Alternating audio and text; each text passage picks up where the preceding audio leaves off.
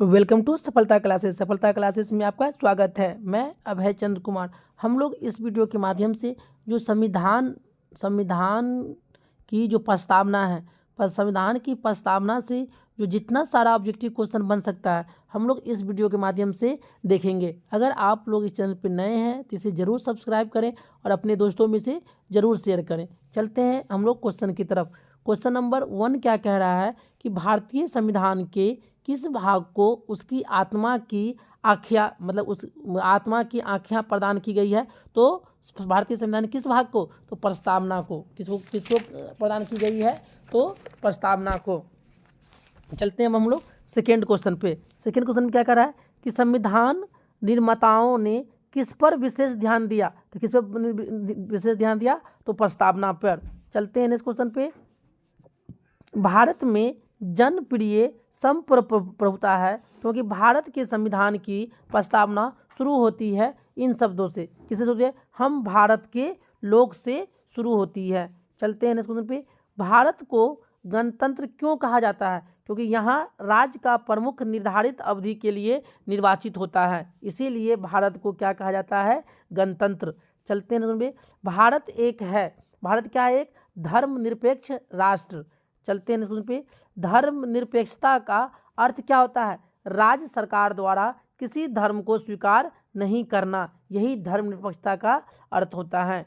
चलते हैं नेक्स्ट पे।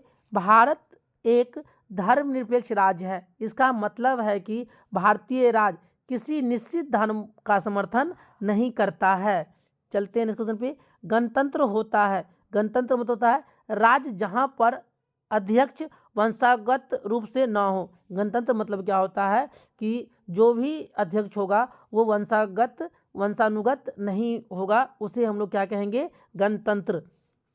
चलते हैं पे। निम्नलिखित में से वे दो शब्द कौन हैं जिनका समावेश 42वें संशोधन द्वारा संविधान की उद्देशिका में किया गया? समाजवादी और धर्मनिरपेक्ष। चलते हैं पे। भारतीय संविधान की प्रस्तावना में भारत को किस रूप में घोषित किया गया है? तो एक प्रभुत्व संपन्न समाजवादी धर्मनिरपेक्ष प्रजातांत्रिक गणराज्य के रूप में घोषित किया गया है। चलते हैं हम लोग नेक्स्ट क्वेश्चन पे। भारत एक गणतंत्र है, इसका अर्थ है कि भारत में वंशानुगत शासक नहीं है, इसलिए भारत क्या है? गणतंत्र है। चलते हैं नेक्स्ट क्वेश्चन पे।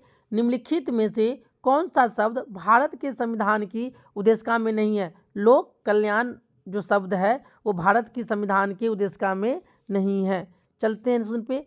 कल्याणकारी राज्य का उद्देश्य क्या है? कमजोर वर्गों के कल्याण का प्रबंधन करना। जो कमजोर वर्ग है उसके कल्याण का भी प्रबंधन करना कल्याणकारी राज्य का उद्देश्य है।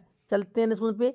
भारत को एक गणराज्य मुख्य रूप से माना जाता है क्योंकि यहाँ पे राज्याध्यक्ष का चुनाव नहीं होता है, इसीलिए भारत को एक क्या माना गया है? गणराज्य के रूप में। चलते हैं उसमें पे। भारतीय संविधान की प्रस्तावना के सिलसिले में निम्नलिखित में कौन सा क्रम सही है? तो क्या? सार्वभौम, सत्ता संपन्न, समाजवादी, धर्मनिरपेक्ष, जनवादी और गणतंत्र। चलते हैं उसमें पे। संविधान की प्रस्तावना में प्रयुक्त शब्द सेकुलर का अर्थ है सभी नागरिकों को धर्म एवं उपासना की स्वतंत्रता। चलते हैं सुन पे।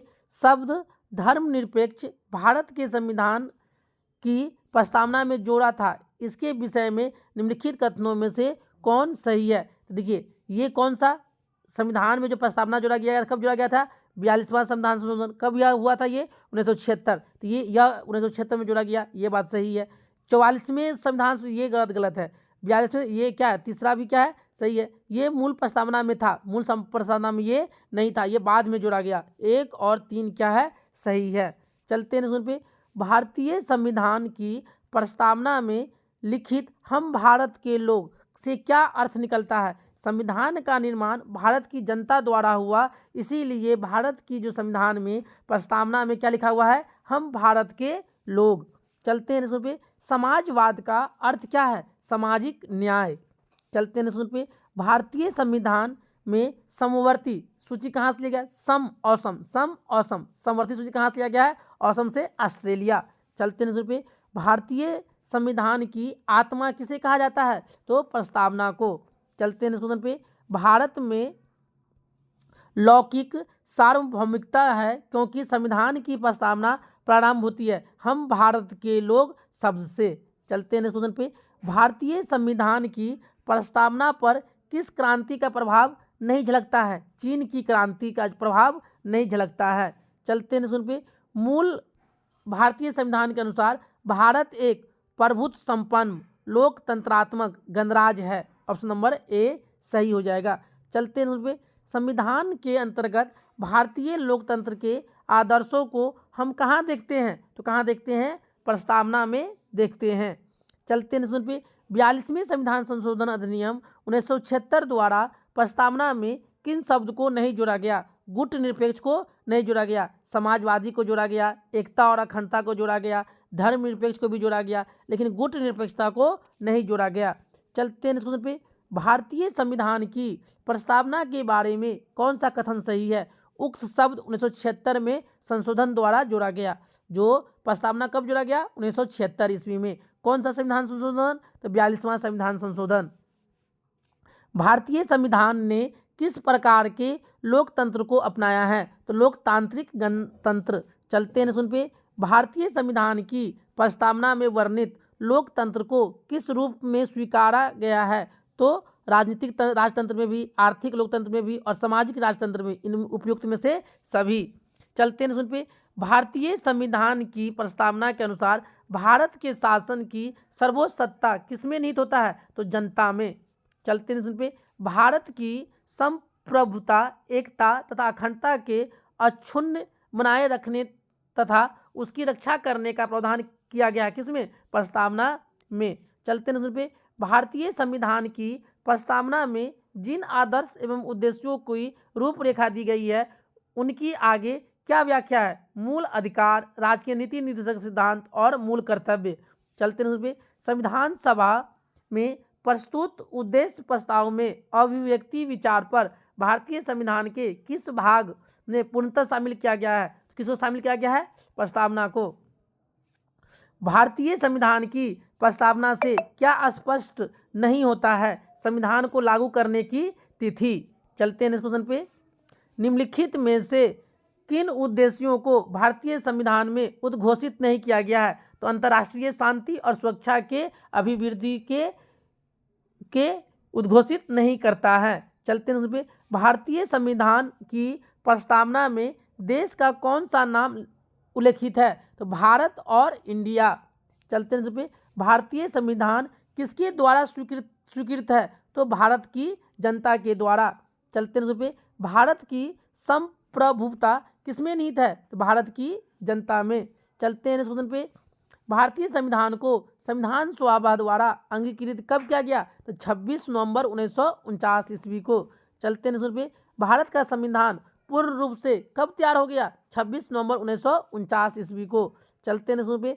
भारतीय संविधान कब अंगीकार किया गया? तो 26 नवंबर 1949 ईस्वी को। चलते हैं पे। निम्नलिखित में से किस तिथि को भारतीय संविधान लागू किया गया था? तो 26 जनवरी 1950 ईस्वी को। चलते हैं इस क्वेश्चन पे। किस वर्ष भारत एक प्रभुत्व संपन्न प्रजातांत्रिक गणराज्य बना? 1950 ईस्वी में। चलते हैं इसमें पे। संविधान के उद्देश्य का मतलब प्रस्तावना का संशोधन कितनी बार किया गया है? एक बार। कब? 42वां संविधान संशोधन 1976 के तहत। चलते हैं इसमें पे। भारत में के संविधान की प्रस्तावना में प्रथम संशोधन कब हुआ था? 1976 ईस्वी में। चलते हैं, चलिए ये पूरा पढ़ लीजिएगा और इसका कौन 26 नवंबर 1949 हो जाएगा। चलते हैं। संविधान की प्रस्तावना सभी भारतीय नागरिकों को निम्न में से कौन एक उपलब्ध कराने के लिए वायदा नहीं करती है? पूजा की समानता। चलते हैं नेक्स्ट क्वेश्चन पे। संविधान की उद्देशिका के संबंध में निम्न स्थानों पर विचार कीजिए और दिए गए कूट की सहायता से बताइए निम्न से कौन सही है। तो पंडित जवाहरलाल नेहरू प्रस्तुत ऑब्जेक्टिव प्रस्ताव अंततोगत्वा उद्देश्य का बनाया, ये बात सही है। इसकी प्रवृत्ति न्याय योग है, ये भी सही है। इसका संशोधन नहीं किया, इसका संशोधन किया जा सकता है। संविधान के विशेष प्रावधानों को रद्द नहीं कर सकते हैं, तो ये भी सही है। 1, 2 और 4 सही है। चलते हैं नेक्स्ट क्वेश्चन पे। भारतीय संविधान की उद्देशिका में परिवर्तन किस संशोधन अधिनियम के लिए किया गया था? तो 42वां संविधान संशोधन 1976 के तहत। चलते हैं नेक्स्ट क्वेश्चन पे। प्रस्तावना का वह प्रावधान जो सभी वयस्क नागरिकों को मतदान का अधिकार प्रदान करता है क्या कहलाता है? प्रजातंत्र। चलते हैं नेक्स्ट क्वेश्चन पे। भारत के संविधान की प्रस्तावना में समाजवादी धर्मनिरपेक्ष शब्दों का किस संशोधन द्वारा जोड़ा गया? 42वां संविधान संशोधन द्वारा। चलते हैं पे। भारतीय संविधान लागू हुआ था कब? 26 जनवरी 1950 को। चलते हैं क्वेश्चन पे। 42वें संविधान संशोधन द्वारा प्रस्तावना में निम्नलिखित में से कौन सा शब्द जोड़ा गया? समाजवाद। चलते हैं नेक्स्ट क्वेश्चन पे। भारतीय संविधान के किस भाग में स्पष्ट रूप से घोषणा की गई है कि भारत एक धर्मनिरपेक्ष राज्य है? तो संविधान की प्रस्तावना। चलते हैं क्वेश्चन पे। संविधान की प्रस्तावना में भारत को कहा गया है सर्वसत्ताधारी, समाजवादी, धर्मनिरपेक्ष, लोकतांत्रिक गणराज्य। चलते हैं पे। भारतीय संविधान का प्राधिकार स्रोत कौन है? भारत के लोग। कौन है? भारत के लोग। चलिए हम लोग इस तरह से इस वीडियो के माध्यम से जो भारत की जो संविधान है, संविधान की जो मतलब क्या था इसमें प्रस्तावना से हम लोग जितने सारा ऑब्जेक्टिव क्वेश्चन बन सकता था हम लोग इस वीडियो के माध्यम से देखे हैं। नेक्स्ट वीडियो जो इस पे आएगा भारत के संविधान पे, वो रहेगा अपना संविधान का विशेषता, मतलब भारत के संविधान की क्या क्या विशेषता है उसके बारे में। अगर आप लोग चैनल पर नए हैं इसे ज़रूर सब्सक्राइब कर लें और अपने दोस्तों में से ज़रूर शेयर करें और ज़्यादा से ज़्यादा इसको क्या करें? सपोर्ट करें। Thank you for watching this video.